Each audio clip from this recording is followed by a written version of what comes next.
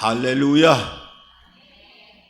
저는 오늘 우리가 함께 합독한 이 로마서 8장 12절에서 17절까지의 말씀을 근거로 해서 구원받은 세 가지 증거라고 하는 구원받은 증거 세 가지라고 하는 이 제목을 가지고 잠시 한번 하나님의 은혜의 말씀을 나누도록 하겠습니다.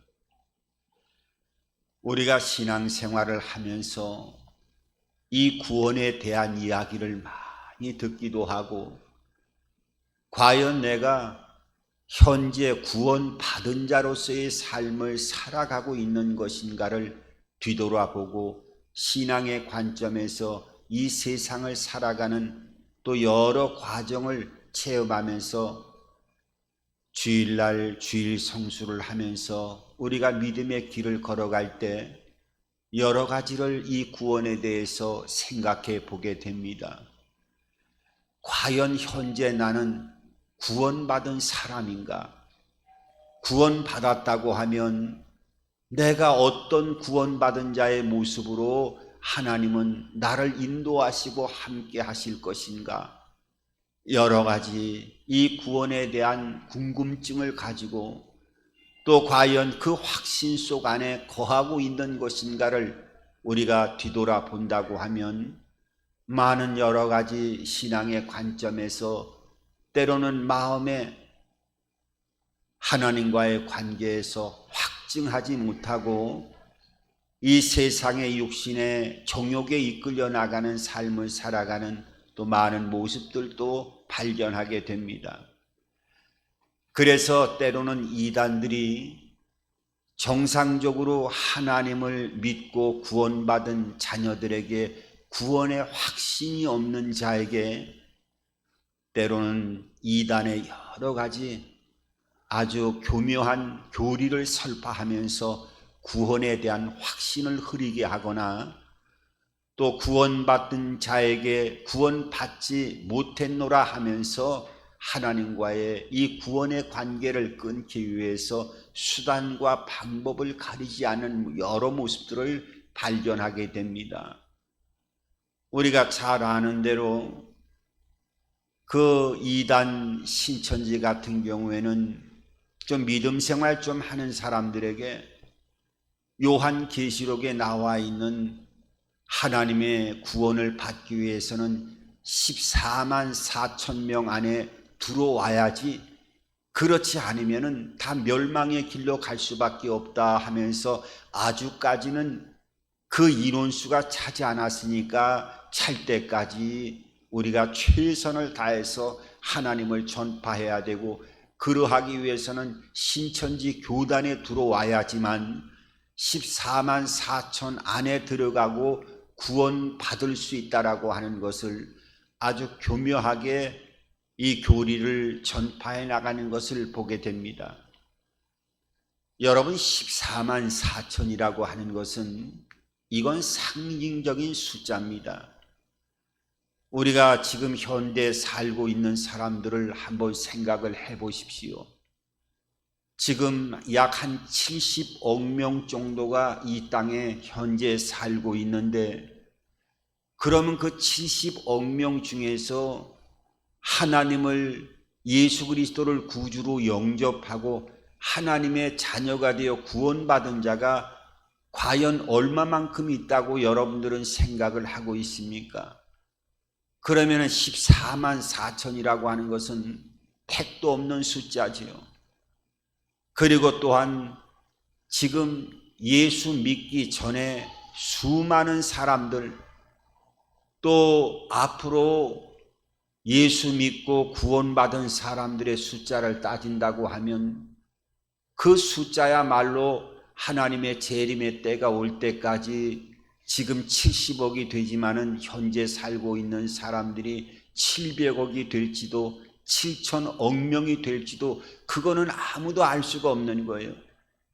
그런데 이 14만 4천 안에 들어간다라고 하는 것은 이건 있을 수가 없고, 만약에 하나님이 14만 4천 안에 들어가야 구원을 받는다고 하면 그것은 하나님께서 이 구원에 대해서 예수 그리스도를 이 땅에 보낸 그 구원의 놀라운 은총이 과연 성공한 것인가? 그것은 실패했다고 볼 수밖에 없는 거지요. 그래서 이 14만 4천이라고 하는 것은 상징적인 숫자인데, 우리가 숫자를 따질 때 성경에는 여러 가지 완전수를 통해서 하늘나라와 이 땅의 세계를 숫자로 표현하는 모습들을 보게 됩니다. 그래서 하늘에는 하늘의 아버지와 아들과 성령이라고 하는 세 분의 하나님이 계시기 때문에 이 3이라고 하는 숫자는 하늘의 완전수를 얘기합니다.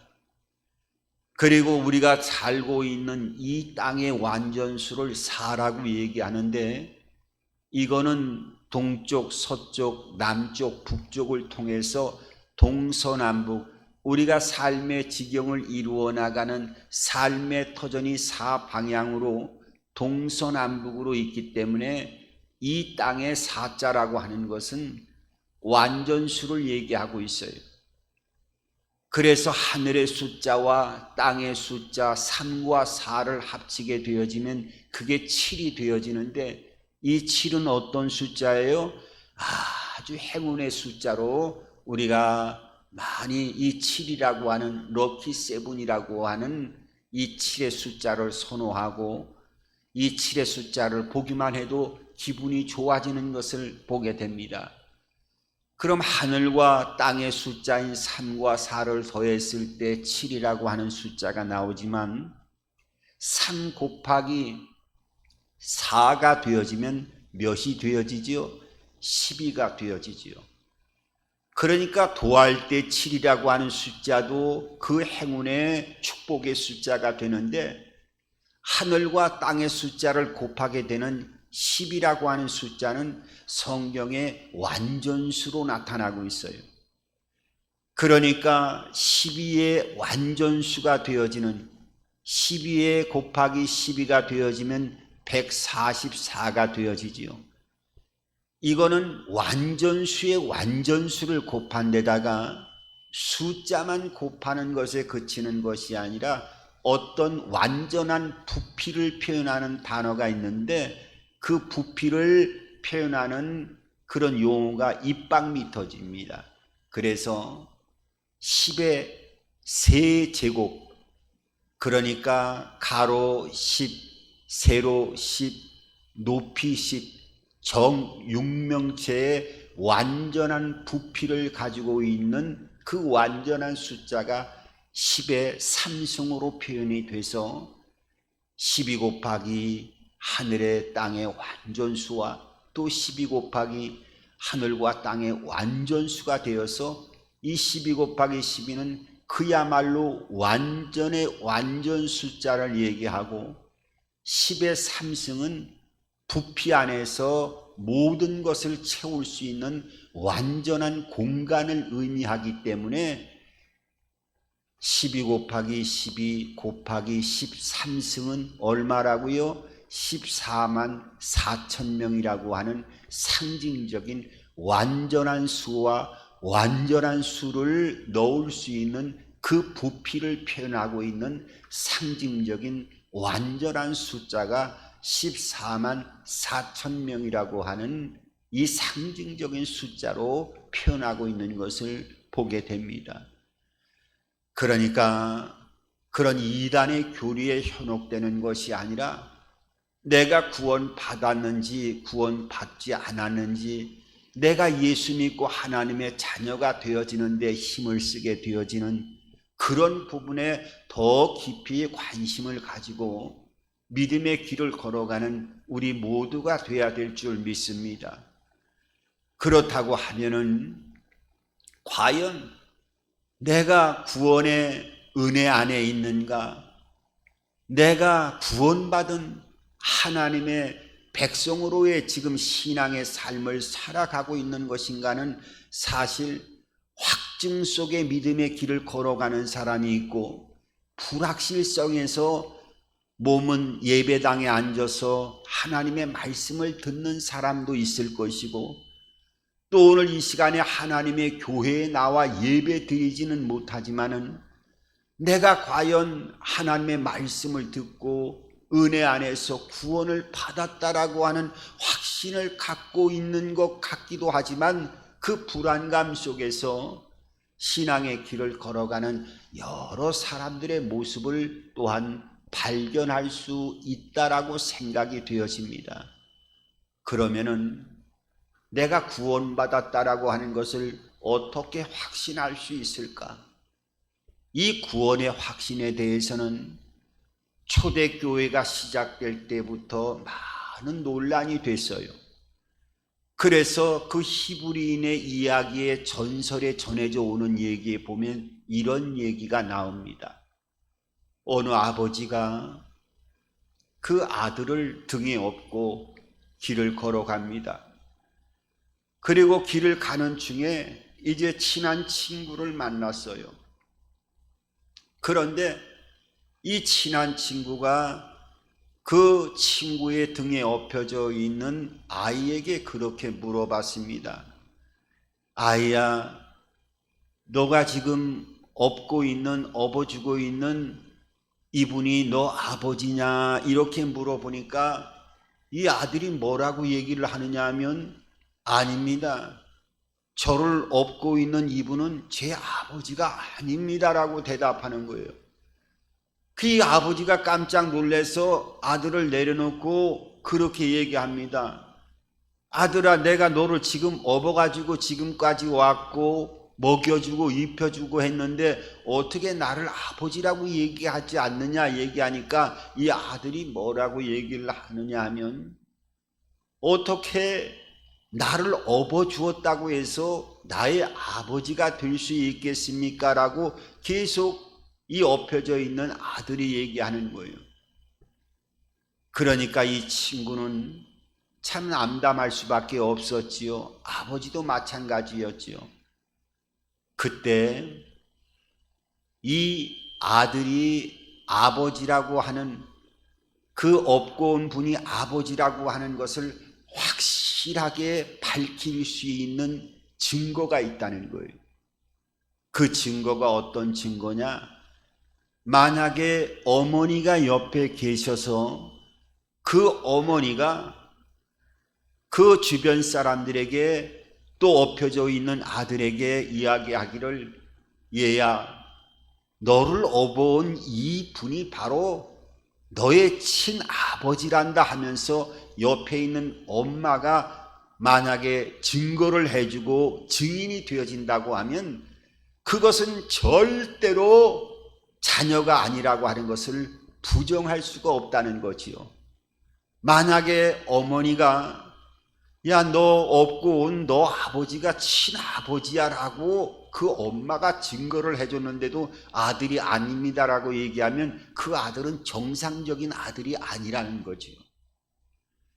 초대교회 때는 바로 세 분의 하나님이 되시는 성령 하나님을 그 어머니의 영으로 그렇게 표현을 하고 성령을 어머니의 영이다라고 표현했던 여러 사람들이 있었습니다. 왜냐하면 성령의 운행하심을 보게 되어지면 마치 어머니가 자녀들에게 함께하고 위로해주고 눈물로 기도해주는 것처럼 이 성령님이 말할 수 없는 탄식으로 어려움 가운데 고통 가운데 그 아픔의 시간을 지나갈 때 성령 하나님은 어머니의 영처럼 다가와서 위로해주고 소망을 주고 눈물을 닦아주는 여러 어머니의 형태의 모습으로 그 모습들이 드러났기 때문에 성령을 어머니의 영으로 표현하기도 했습니다.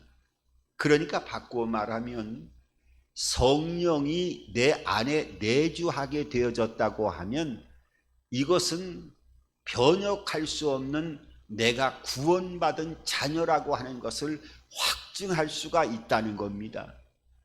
그러니까 성령이 내 안에 내주하게 되어질 때 물론 교단에 따라서는 다르지만은 방언을 하게 되면 성령이 주시는 은사가 나타났기 때문에 당연히 하나님의 구원받은 자녀가 되어졌다라고 하는 것을 입증할 수가 있는데, 그렇잖아요. 방언을 하게 되고 방언의 통역을 하게 되어지고 방언을 통해서 기도 가운데 계속 나가면 이건 하나님의 영, 성령이 내 안에 내주하고 있기 때문에 나타나는 하나의 현상이기 때문에 당연히 내가 구원받았음을 확증할 수가 있는데, 만약에 방언을 하지 못하면 어떻게 하느냐? 성령이 들어와 있는 것 아닌 것이냐? 물론 여러 가지 생각할 수가 있습니다만은 방언은 은사적인 측면에서 방언이 성령이 들어와 있다 할지라도 나타나는 것이지, 성령이 내 안에 내주하고 있으면서도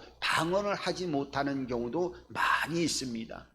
그러면은 성령이 내 안에 내주하고 있다고 하는 확증을 하게 되면 분명히 구원받는 것인데, 그러면 내 안에 성령이 내주해서 은사를 통해서 그 은사적인 측면이 확증적으로 드러나면 구원에 대한 확신을 가질 수가 있지만은, 그렇지 아니하고 은사적인 측면에서 나타나지 않고 성령이 내 안에 들어와 있는지 없는지를 내 스스로 확증할 수가 없다라고 하면, 과연 내가 구원을 받았을까 받지 않았을까 갈등할 때 오늘 이 로마서 8장 12절은 이 세 가지의 모습을 통해서 너희가 구원받았다라고 하는 확증된 표를 주겠다라고 하는 말씀이 오늘 본문 말씀을 통해서 우리들에게 말씀하고 있어요. 그러면 성령이 내 안에 내주해서 내가 구원받았습니다 할 때 나타나는 세 가지 증거가 있는데, 이 첫 번째 증거는 오늘 이 로마서 시작하는 8장 12절과 13절을 통해서 이렇게 말씀하고 있습니다. 그러므로 형제들아, 우리가 빚진 자로 돼 육신에게 져서 육신대로 살 것이 아니니라. 너희가 육신대로 살면 반드시 죽을 것이로되 영으로서 몸의 행실을 죽이면 살지니. 그러니까 오늘 이 첫 번째, 내가 구원받았는지 안 받았는지 확신이 없을 때 내가 구원받았다라고 하는 나타나는 증표가 있는데, 이 첫 번째 증표가 어떤 증표냐? 바로 내 안에 내 삶을 살아가면서 하나님은 죄를 미워하기 때문에 하나님의 영이 들어오면 그 영이 증거해 주는 것이 있는데, 육신대로 삶을 살아왔던 흔적들에 그 갈등을 일으켜서 성령의 삶으로 삶 자체를 바꿔주는 과정이 있기 때문에 나타나는 현상이 뭐냐? 바로 죄를 미워하는 모습으로부터 내가 구원받았다라고 하는 확증이 시작되어진다고 하는 것을 말씀하고 있어요. 그러니까 내가 예수 믿고 예배당에 와서 예배를 드리고 내가 진짜 말씀을 들을 때 구원받았는지 구원받지 않았는지, 물론 성령의 은사를 통해서 방언을 하고 유창하게 통역도 해나가면 나는 구원받았다라고 하는 확신을 가질 터인데, 그렇지 못할 때 여러 가지 혼돈이 되어질 때 이단들이 와서 이 구원에 대해 미혹하게 되어지고 그 악한 영역들의 이끌림 속으로 나락으로 빠져드는 많은 어려운 문제들을 겪는 모습들을 보게 되는데, 어려운 게 없다는 거예요. 나타나는 첫 번째 진상이 어떤 증세요? 죄를 미워하는 현상으로부터 나타난다는 거예요. 그러니까 이전에 예수 믿고 하나님의 은혜를 입기 전에는 내가 내 삶의 방식대로 어떤 삶을 살아갔든지 간에 그것이 죄라고 하는 것을 못 느꼈는데, 내가 하나님의 그 은혜 안에 들어가니까 이러이러한 것들은 큰 죄가 되는구나 하는 것을 느끼면서, 처음에는 그 죄를 다 안 지어야지라고 생각하지만은 처음에 하나님의 자녀로 영적인 자녀가 출생했을 때는 영적인 어린아이가 되다 보니까 세상에 죄를 쫓아갔던 것들을 하루아침에 다 버릴 수 없게 되어지는 것, 이래서 영과 육이 끊임없이 갈등하는 모습을 보게 되어져요. 그 갈등 속에서 내가 구원받지 못하지 않았는가 하는 그런 마음을 가질 때가 많이 있다고 하는 것을 성경은 말씀하고 있어요. 그러니까 여러분, 하나님이 그러면 죄라고 인정하는 것들이 어떤 것이냐? 그 하나님이 죄라고 인정하는 것, 내가 구원받았다라고 하는 증거가 되어지고 죄를 미워하기 시작하는 것부터 내가 이 구원받은 증표가 나타나는데, 그 죄라고 하는 것은 성경에 보면 갈라디아서라고 하는 성경을 보면 5장 19절 이하에 하나님이 말씀하시는 죄를 하나하나 나열하고 있는 것을 보게 됩니다. 그것뿐만 아니라 로마서라고 하는 오늘 본문을 배경으로 하고 있는 이 로마서 1장 29절부터 31절까지의 그 성경을 보게 되면 하나님이 말씀하시는 죄가 어떤 것인가 하는 것을 보여주고 있어요. 그리고 디모데후서 3장 2절에서 5절까지의 말씀을 보면 하나님이 말씀하시는 죄악이 하나하나 나열되어 있는 것을 보게 됩니다.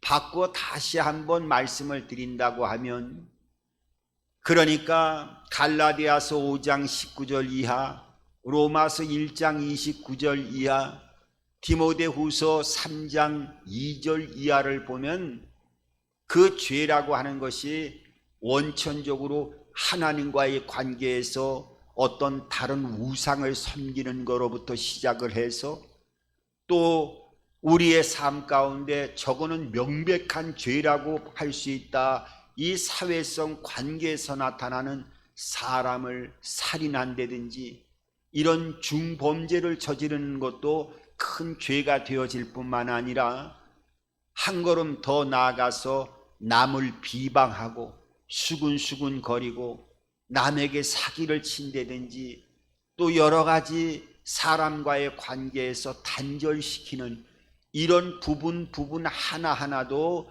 죄가 되어진다고 하는 것을 나열하고 있을 뿐만 아니라 디모데후서 3장 2절 이하에는 돈을 사랑하는 것이 일만하게 뿌리가 되어진다라고 하는, 돈만을 사랑하는 그 자체만 하더라도 죄가 되어진다라고 하는 폭넓은 의미의 여러 죄들을 성경은 나열하고 있음을 보게 되어지고, 하나님을 믿게 되어지고 내가 구원받은 자녀가 되어지면 이러한 모든 부분들이 하나하나 마음에서 갈등을 일으키기 시작하며, 내가 평생을 돈을 위해서 모으는 것을 인생의 가장 큰 낙으로 목적으로 삶을 살아왔다고 하면, 구원받고 하나님의 자녀가 되어지면 그 삶의 목적 자체가 돈이 목적이 아니라 하나님의 생명과 영원한 영생의 문을 열어가는 하나님의 구원받은 자녀로서 이 재물을 어떻게 사용해야 될 것인가에 대해서 여러 가지 의미 있는 삶을 살아가는 그 능력이 되어지는 그 무기가 바로 재물로서의 목적관이 바뀌어지는 그런 모습으로 나타나게 되는 거지요.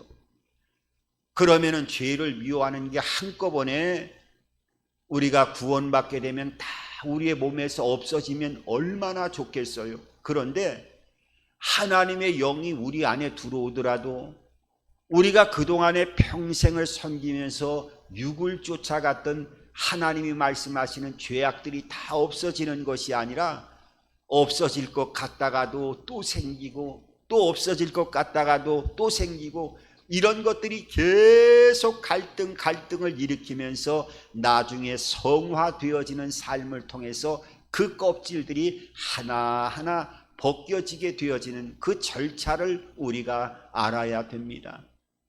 마치 이 죄의 습성이라고 하는 것은 이 구원받아도 하루아침에 우리의 마음에서 다 없어지는 것이 아니에요. 그러니까 이 전쟁 고아와 같은 경우에 우리가 미국으로도 외국으로도 얼마나 그 갓난아기 때 핏덩어리 때 입양되어지는 경우가 참 많이 있었지요. 그래서 그 입양되어진 아이가 미국에서 삶을 살아가면서 어렸을 때부터 미국 우유를 먹고 분유를 먹고 또 성장하면서 그 미국 부모들이 양부모들이 먹는 치즈와 버터를 통해서 매일 이런 치즈를 먹고 성장을 하고 역시 그 아이도 핏덩어리부터 시작을 해갖고 성장할 때까지 그 미국의 양자의 부모가 먹는 음식을 먹고 완전히 서양 음식으로 삶을 살아왔고 성장했는데 나중에 몸이 다 성장해서 고향인 한국 땅으로 와갖고 난생 처음 먹어보는 된장찌개를 먹어보고 한국 음식을 먹었는데 전혀 낯설지 않고 이 음식이 몸에 딱 달라붙는 것 같이 전혀 몸에서 거부 반응이 나타나지 않고 그 음식이 땡기기 시작하고 나중에 이 한국 사람으로서의 그 음식이 평생 동안 먹어왔던 미국 부모를 따라서 그 치즈버터를 먹었던 삶의 육체 건강의 원천이 되어졌던 것이 완전히 180도 360도로 바뀌어져서 이제 된장찌개를 먹고 고추장찌개를 먹고 하는 것이 더 내 육체의 음식의 맛이 맞아가는 모습을 우리가 부정할 수 없는 것을 보게 됩니다.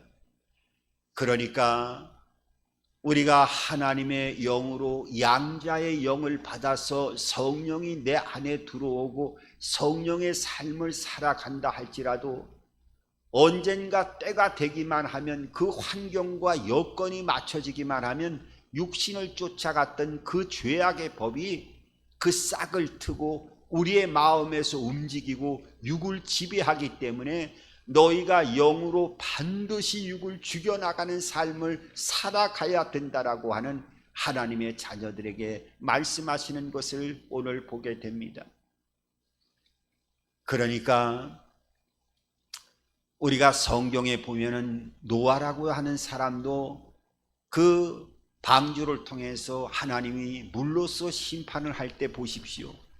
하나님이 온 땅에 죄악이 관영할 때 노아와 식구들을 보면서 내가 노아 너만큼은 진짜 의롭다라고 인정을 하면서 너를 통해서 하나님의 그 거룩한 씨를 이 멸절을 이루어 나가는 심판이 물의 홍수가 있은 이후에 너의 후손들을 통해서 다시 한번 새로운 땅을 건설하겠다면서 그 의로운 노아를 택해서 100여 년이 넘는 세월 동안 방주를 만들게 하지요. 그 얼마나 노아를 귀하게 선택했습니까?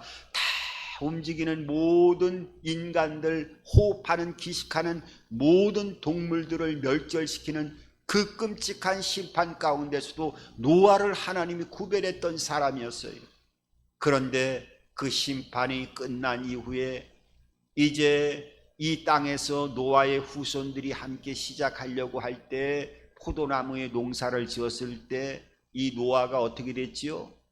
그 포도나무의 농사를 지은 포도주를 얼마나 마셨든지 옷을 완전히 발가벗은 상태에 있을 때 아들 가운데 함이라고 하는 자녀가 들어왔을 때 그 벌거벗은 술에 취해서 누워있는 아버지의 모습을 보고 아버지의 추태를 덮어주려고 하는 것이 아니라 나와서 자녀들에게 또 형제들에게 떠들어대는 그 추태를 드러냄으로 인해 가지고 그 술에 취해서 나중에 있던 노아가 술이 깬 이후에 그 사실을 알고 자기 자식 가운데 이 함이라고 하는 아들에게 저주의 말을 선포하고 그 저주한 대로 그 선포가 그대로 함이라고 하는 자손들을 통해서 이어져 나가는 모습을 보게 되어져요. 그러니까 노아처럼 아무리 의로운 사람이라 할지라도 하나님이 의롭게 여겨주셨다 할지라도 그 육신에는 항상 죄악이 깃들여져 있었고 때가 되니까 그 심판받은 그 절망적인 상황에서도 노아를 통해서 구원했던 그 노아의 삶 속에서 포도주가 열매를 통해서 그 술에 취하게 되어질 때 나타나는 그 육신의 정욕의 소욕에 이끌려서 자녀를 저주하는 일까지 나타나고 저주가 그대로 실행되어지는 모습이 성경에 나타나게 되어져요. 그러니까 우리가 구원받아도 하나님이 우리를 칭의 의롭다 인정해 줄 뿐이지 이 육과 영이 끊임없이 갈등하면서 이 마음 속에서 두 가지의 마음의 법이 싸우는 것을 보게 되어집니다. 여러분, 그 유명한 베드로는 안 그랬습니까?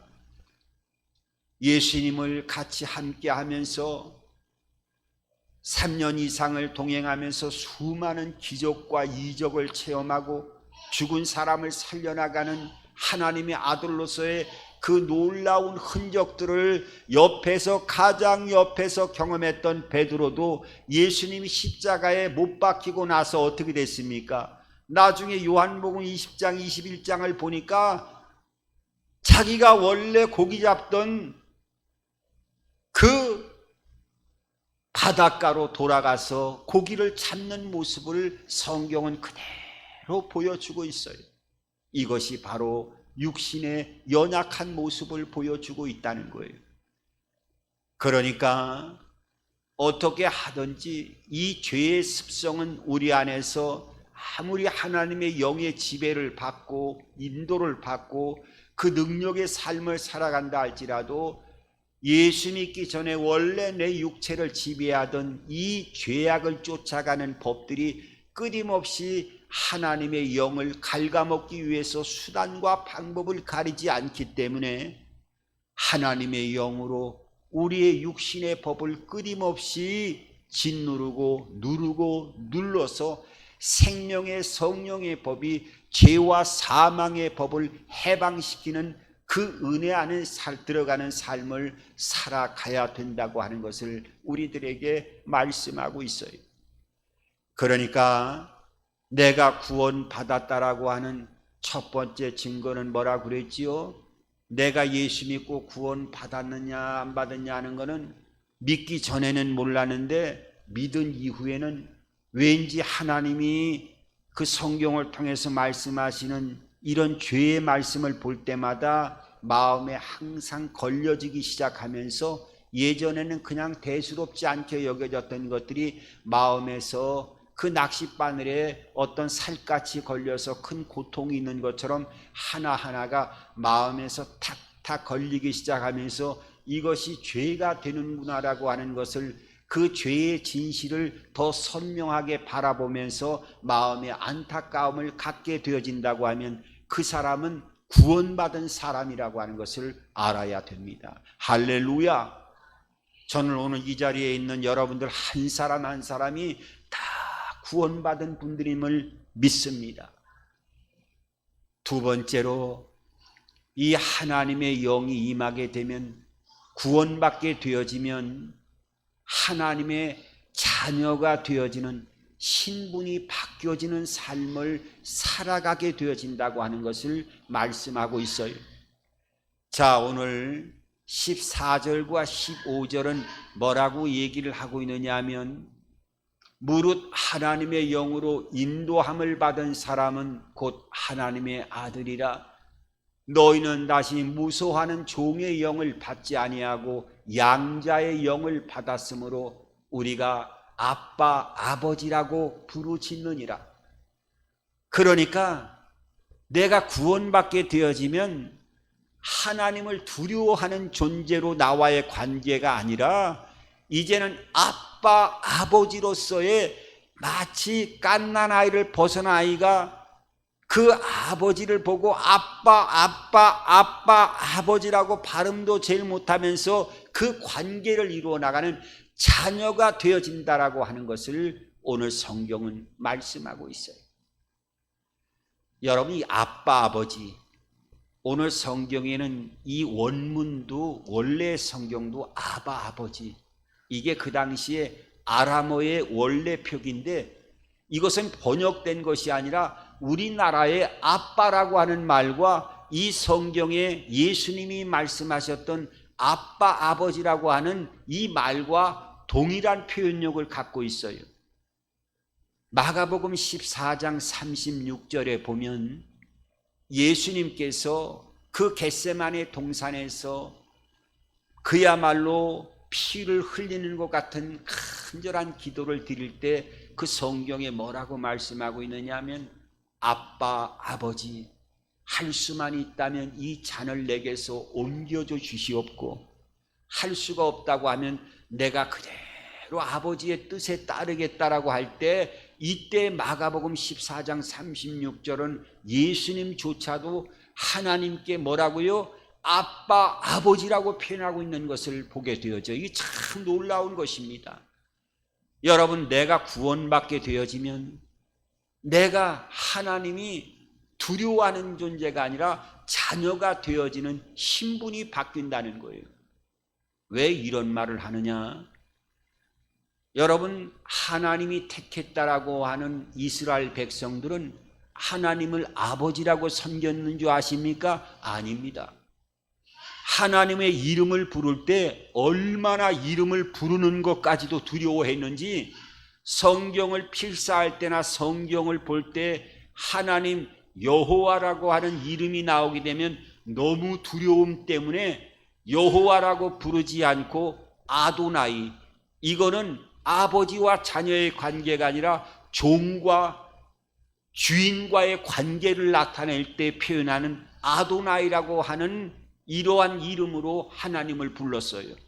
그러니까 성경을 읽다가 하나님이라고 하는 이름이 나오면 여호와 하나님의 이름을 부르는 것이 아니라 아도나이, 아도나이, 아도나이. 그러니까 주인으로서의 이름을 부르고 이스라엘 백성들은 종으로서의 신분을 갖는 두려움의 관계가 이 아도나이라고 하는 아버지의 자녀의 관계가 아니라 종과 주인의 관계로서 이스라엘 백성들은 하나님과의 관계를 맺어나갔던 것을 보게 됩니다. 그러니까 하나님이 율법을 만드실 때, 정해진 법을 만들 때 그것은 아버지가 아들에게 자녀에게 준 법이 아니라 그 율법은 뭐예요? 너희가 이것을 지키지 않을 때는 돌로 쳐 죽여라 하면서 죽이는 사형 문구까지 다 법으로 만드셨어요.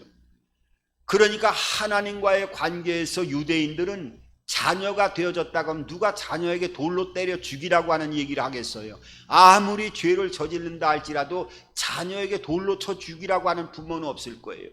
그런데 예수 그리스도의 십자가 사건을 통해서는 하나님과 우리의 관계가 아빠, 아버지의 관계가 되어졌다는 거예요. 여러분, 자녀의 신분이 상승되면은요, 집에 와서도 마치 형의 동생의 자녀들이 와서는, 사촌들이 와서는 집에 냉장고 마음대로 열어볼 수 있을 것 같아요? 아니요, 못 열어봅니다.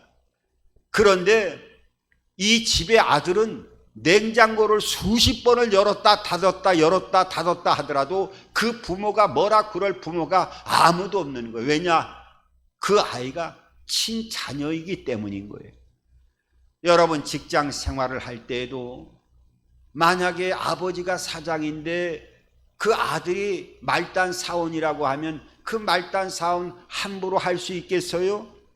그 신분을 알게 되면 저 사장의 아들이다, 저 지금 부장보다 약하고 차장보다 약하지만 말단 신입으로 지금 들어왔지만 그 신입에게 누가 말을 함부로 하고 할 사람 아무도 없을 거예요. 이것은 아버지가 사장이기 때문에 그 신분이 사장의 아들이기 때문에 말단에 있다 할지라도 그 자녀를 함부로 할 수가 없는 거예요. 여러분, 우리가 하나님의 자녀가 되어지면 이 신분이 바뀌어진 거예요. 그리고 신분이 바뀌어지고 또 오늘 이 마지막 절 17절을 통해서 구원받으면 상속자로서의 삶을 살아가는데 17절에 이렇게 말씀하지요. 자녀이면 또한 상속자, 곧 하나님의 상속자요 그리스도와 함께한 상속자니 우리가 그와 함께한 영광을 받기 위하여 고난도 함께 받아야 할 것임이라. 그러니까 내가 구원받았다라고 하면 죄를 미워하게 되어지고 아들의 신분이 바뀌어지게 되어지고, 그것뿐만 아니라 상속자로서의 삶을 살아가게 되어지는 놀라운 은총을 입게 되어진다는 겁니다. 여러분, 작년에 그 삼성의 이건희 회장님이 돌아가셨을 때 자녀들에게 물려주는 그 상속되어지는 액수가 26조였죠. 26조. 이건 우리가 그 돈의 액수를 이해할 수가 없는 금액이지요. 26조 중에서 상속세만 하더라도 12조 원을 상속세를 내게끔 판결이 나왔지요. 여러분, 이 땅에서도 이 재벌에게 아버지를 두었다라고 하는 상속을 받아도 이 엄청난 상속이라고 하는 그야말로 측량할 수 없는 은혜와 복을 누리게 되는 거예요. 그런데 하늘과 온 우주를 창조하시고 생명의 근원이 되신 아버지가 나의 친아버지가 되어지고 그 모든 능력과 권세를 상속받는 상속자의 삶을 살아가게 되어진다고 하는 것은 우리의 언어로 표현할 수 없는 엄청난 하나님의 은총을 입은 자로서의 삶을 살아가게 되어진다고 하는 것을 말씀하고 있어요. 여러분, 이 상속자의 삶을 잊지 마시기 바랍니다. 그래서 우리가 소망을 갖는 거예요. 한 가지만 마지막으로 더 말씀을 드리면, 어떤 권사님이 자녀들을 잘 키웠습니다. 그래서 이 자녀들이 성장을 해서 또 각 자기가 맡겨진 일에서 성공을 하고 돈도 많이 벌었어요. 그런데 이 자식들이 보니까 우리 어머니가 너무 고생을 해서 우리 자식들을 이렇게 훌륭하게 키웠는데 이제 우리 어머니는 조그만 집에 살고 있는데 이 자녀들이 볼 때 우리가 넉넉하니까 어머니에게 계속 얘기합니다. 어머니, 이제 우리도 성공했으니까 어머니가 아파트로 들어가든지 단독으로 살든지 집을 지어 드릴 테니까 반드시 아파트로 살 것인지 단독으로 가서 사실 것인지 이거 한 가지만 정해주면 바로 착공을 하든지 아파트를 사드리겠습니다 하면서 자녀들이 계속 졸라서 얘기하는 거예요. 그때마다 이 권사님은 괜찮다 계속 이렇게 거절을 했지요. 그래도 끊임없이 자녀들이 얘기를 하니까 이 권사님이 뭐라고 말씀했느냐 하면, 그렇다면 너희가 이렇게 집을 지어줄 수 있겠느냐 하면서 자녀들에게 얘기하니까 자녀들이 다 지어주겠다고 하는 거예요. 그래서 이 권사님 어머니가 뭐라고 얘기했냐면, 그러면 땅에다가 단독으로 집을 지을 때 온 마당을 다 금으로 만들고 그 건물을 건축을 할 때 12문을 만드는데 그 12문을 다 보석으로 만들어 주길 바란다 하니까 자녀들이 뭐라고 얘기하냐면, 아이 무슨 집을 짓더라도 그렇게 집을 어떻게 지을 수 있습니까? 라고 어머니에게 얘기를 하니까 어머니가 그렇게 얘기하는 거예요. 이 권사님이 이렇게 지을 수 없다고 하면 이 땅은 나그네의 삶이 되기 때문에 지금 살고 있는 것으로 족하다 하면서 자녀들에게 대답을 했다는 거예요. 여러분, 이건 영원한 하나님의 은총 안에 예비된 소망을 갖고 삶을 살아가는 것이죠. 여기 계신 여러분들 한 분 한 분은 다 구원받은 자로서 죄를 멀리하고 하나님의 영으로 인도를 받는 삶을 살아가면서 내가 하나님의 자녀로서 권세 있는 이 땅의 삶을 살아가고 육신의 장막이 무너질 때는 그 영원한 금과 온갖 보석으로 치장되어 있는 하늘의 영원한 천국의 도성으로 입성할 수 있는 저와 여러분들이 되기를 주님의 이름으로 축원합니다.